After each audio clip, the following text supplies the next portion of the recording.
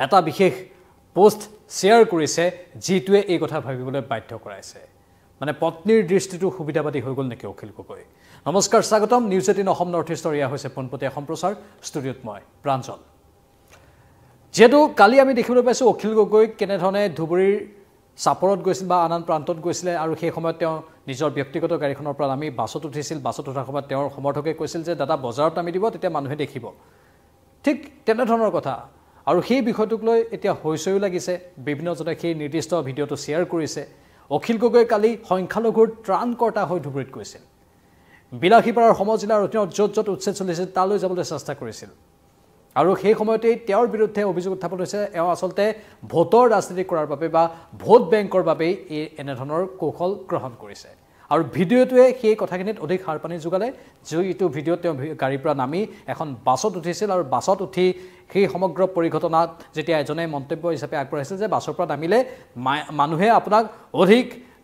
দৃঢ়তাৰে ল'ব আৰু অধিক তেওঁলোকৰ হৈ মাত মাতিবলৈ যোৱা বুলি ভাবিব তেনেধৰণৰ কিছুমান কমেণ্ট এতিয়া বিভিন্নজনে সদৰি কৰিছে আৰু সেই মতামতবোৰৰ ওপৰত ভিত্তি কৰি এতিয়া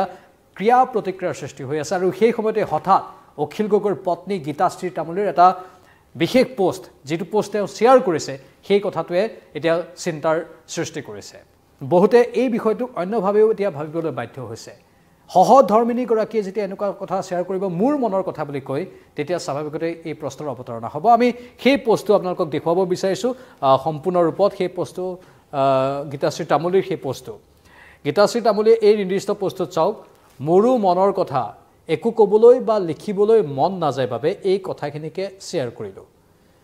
একো ক'বলৈ বা লিখিবলৈ মন নাযায় বাবে এই কথাখিনি যে শ্বেয়াৰ কৰিলে উৎপল বৰা নামৰ এগৰাকী সদাশয় ব্যক্তিৰ এটা পোষ্ট সেই পোষ্টটো শ্বেয়াৰ কৰি গীতাশ্ৰী তামুলীয়ে যেন বহুখিনি কথাই বুজাবলৈ চেষ্টা কৰিছে বাকী ৰাইজে ক'ব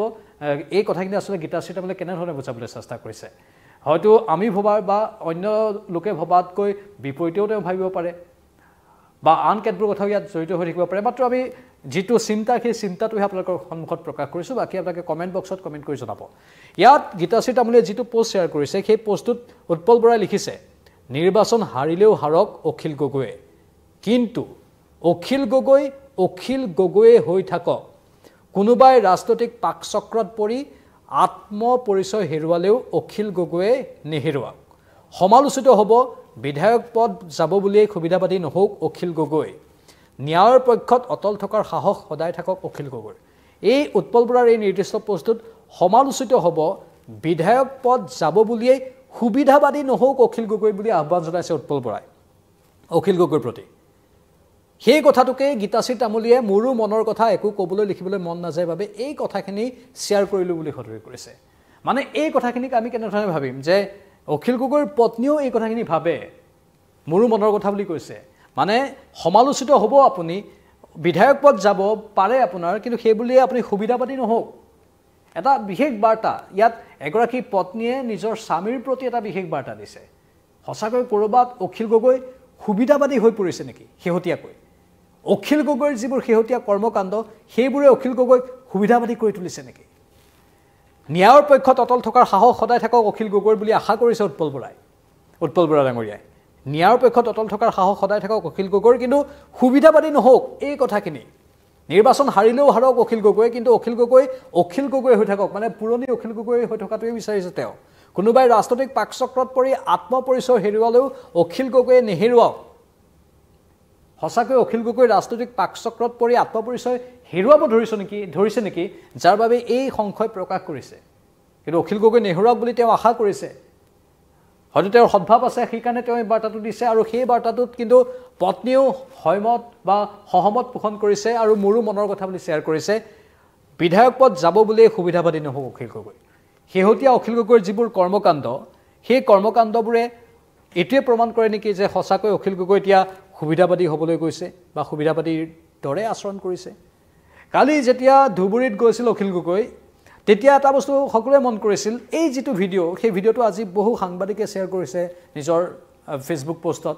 বা আন বহু লোকে সংবাদ মাধ্যমৰ বাহিৰৰ বহু লোকেও শ্বেয়াৰ কৰিছে ফেচবুক পোষ্টত অখিল গগৈৰ এটা বিশেষ ৰূপ তাত ওলাই গৈছে এনেধৰণে নিজৰ ব্যক্তিগত গাড়ীখনৰ পৰা নামি বাছত উঠিবলৈ গৈছে সেই সময়তে তেওঁ সমৰ্থকে মাত দিছে দাদা বজাৰত নামি দিয়ক বজাৰত নামিলে মানুহে বেছি ভাল পাব আৰু অখিল গগৈয়ে বুলি কৈ বাছত উঠিছেগৈ মানে এই সমগ্ৰ প্ৰক্ৰিয়াটো কালি যে ধুবুৰীত অখিল গগৈ গৈছিল সেই সকলো নাটক আছিল নেকি বা সুবিধাবাদী এটা ৰূপ আছিল নেকি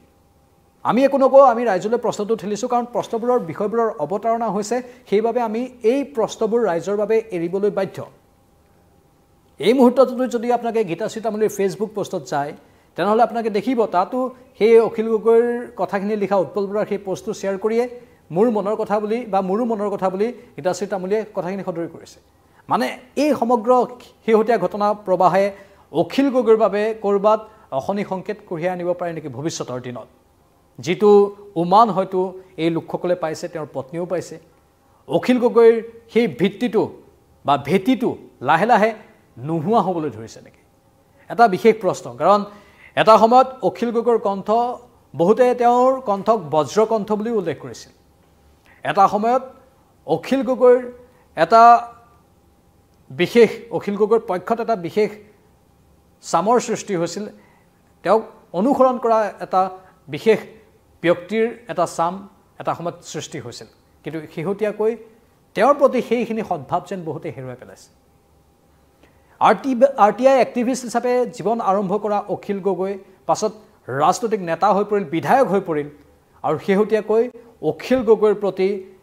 বহু মানুহৰ সেই পুৰণি ভালপোৱাটো যেন ক'ৰবাত কমি গ'ল তেনেধৰণেও বিভিন্নজনে ক'ব বিচাৰে যাৰ বাবে এতিয়া অখিল গগৈক লৈ এনেধৰণৰ কথা ওলাইছে নেকি আনকি তেওঁৰ পত্নীও ফেচবুকৰ মাধ্যমেৰে সামাজিক মাধ্যমত এই কথাবোৰ শ্বেয়াৰ কৰিবলগীয়া হৈছে নেকি সঁচাকৈ সুবিধাবাদী হৈ গ'ল নেকি অখিল গগৈ যিটো আমাৰ সমাজৰ বাবে অতি নেতিবাচক আমি জানো সাধাৰণতে ৰাজনৈতিক চক্ৰখনত ভৰি থলেই মানুহ সুবিধাবাদী হৈ পৰে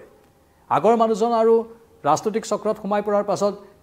সেই নিৰ্দিষ্ট মানুহজনৰ চৰিত্ৰৰ আকাশ পাতাল পাৰ্থক্য দেখিবলৈ পোৱা যায় অখিল গগৈৰ ক্ষেত্ৰতো তেনেধৰণৰ হৈছে নেকি লাহে লাহে নিজৰ সেই যিটো পুৰণি পৰিচয় সেইটো অখিল গগৈ হেৰুৱাই পেলাইছে নেকি বা আগন্তুক দিনত অখিল গগৈৰো